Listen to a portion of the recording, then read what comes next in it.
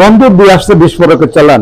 ইতিমধ্যে দুইটি চালানে প্রায় 20 কোটি টাকা মূল্যের শুল্ক ফাঁকি দেওয়ার অভিযোগ উঠেছে। বেনাপোল বন্দর থেকে আটক করা হয়েছে প্রায় 18 কোটি টাকা মূল্যের সালফিউরিক অ্যাসিডের একটি চালান।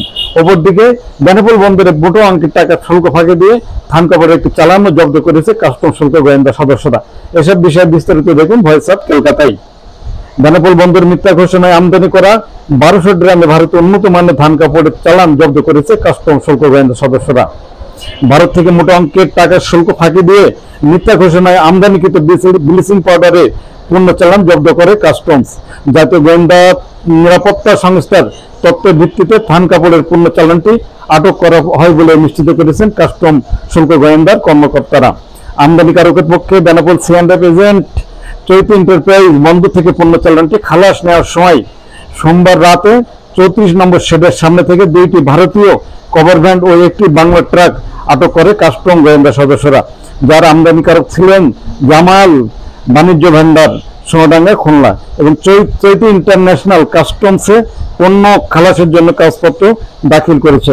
বেনাপোল কাস্টমসের যুগ্ম কমিশনার সাফেদ হোসেন জানিয়েছেন, একটি বৈধ পণ্য চালানের মধ্যে কয়েকটি ঘোষণা বহির্ভূত অবৈধ পণ্য পাওয়া যায়। এটি আমাদের কাছে আগেই গোপন সংবাদ ছিল যে একটি ব্লিচিং পাউডার ঘোষণায় একটি বৈধ পণ্য চালান আসে, তার মধ্যে কিছু অবৈধ শাড়ি কাপড় পাওয়া যায় বলে আমাদের কাছে আগেই খবর ছিল। আমরা সেটি ইনভেন্টরি করছি এবং ইনভেন্টরি অন্তে এটি আইনানুগ প্রক্রিয়ায় যে বিধিবিধান রয়েছে তার আলোকেই এটি ব্যবস্থিত হবে। খুলনা আমদানিকারক প্রতিষ্ঠান জামাল বাণিজ্য ভান্ডার ভারত থেকে প্লাস্টিকের ড্রামে প্রায় 33,120 কেজি ব্লিচিং পাউডারের ঘোষণা দিয়ে 1200 প্যাকেজ বা ড্রামে পণ্য চালানটি আমদানি করে এবং ব্লিচিং পাউডার দাহ পদার্থ থাকায় গোডাউনে মালামাল আনলোডে বিধিনিষেধ রয়েছে। এই কারণে বেনাপোল বন্দরে ইতিমধ্যেই বেশ কিছু ব্লিচিং পাউডার বোঝাই ট্রাকে আগুন লাগার কারণে অধিকতর সতর্কতার সহিত ট্রাক টু ট্রাক পণ্য খালাসের সিদ্ধান্ত নেওয়া হয়। 18 আগস্ট বেনাপোল বন্দরে প্রবেশ করে পণ্য চালানটি এবং সোমবার রাতে বন্দরে 34 নম্বর শেডের সামনে থেকে ভারতীয় ট্রাক থেকে বাংলাদেশের ট্রাকে লোডের সময় গোপন সংবাদের ভিত্তিতে পণ্য চালানটি জব্দ করা হয়। এই রাতে কাস্টমস হাউসে আনা হয় ট্রাকগুলো। মঙ্গলবার সকাল থেকে অধিকতর পরীক্ষার সময় ব্লিচিং ভর্তি ড্রামের মধ্যে উন্নত মানের ধান কাপড় ও বালু পাওয়া যায়, যা 1200 ড্রাম খুলে চলছে তল্লাশি। পরীক্ষা সম্পন্ন করতে রাত হয়ে যেতে পারে বলে জানিয়েছেন কাস্টম সংশ্লিষ্টরা।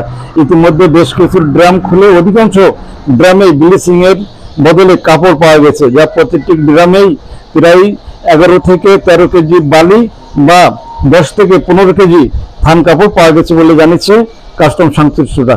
কি পরিমাণ কাপড় আছে কিংবা কাপড় ছাড়াও ড্রামের অন্য কোনো বস্তু আছে কিনা এই বিষয়টি খতিয়ে দেখছে কাস্টম সংশ্লিষ্টরা, বা ঘোষণা বহির্ভূত কোনো মালামাল আছে কিনাও শতভাগ পরীক্ষা করে বলা যাবে বলে জানিয়েছেন কাস্টম সংশ্লিষ্টরা। গত মাসে ভারত থেকে আমদানিকৃত 18 কোটি টাকা মূল্যের সালফিউরিক অ্যাসিড নিরাপত্তা গোয়েন্দা সংস্থার তথ্যের ভিত্তিতে জব্দ করে কাস্টমস সদস্যরা। হ্যাঁ ভিউয়ার্স, আমাদের ভিডিওটি সম্পর্কে মতামত জানাবেন লাইক ও কমেন্টস করে এবং শেয়ার করে অন্যকে দেখার সুযোগ করে দেবেন। আর চ্যানেলটিতে নতুন হলে সাবস্ক্রাইব করে নেবেন এখনই। দেশ বিদেশের সব খবর জানতে, দেখতে, শুনতে, শিক্ষা, স্বাস্থ্য, যোগাযোগ, ভ্রমণ, বাণিজ্য ও বিনোদন সহ বিভিন্ন বিষয়ে সবার আগে সব প্রতিবেদনটি দেখুন ভয়েস অফ কলকাতায়।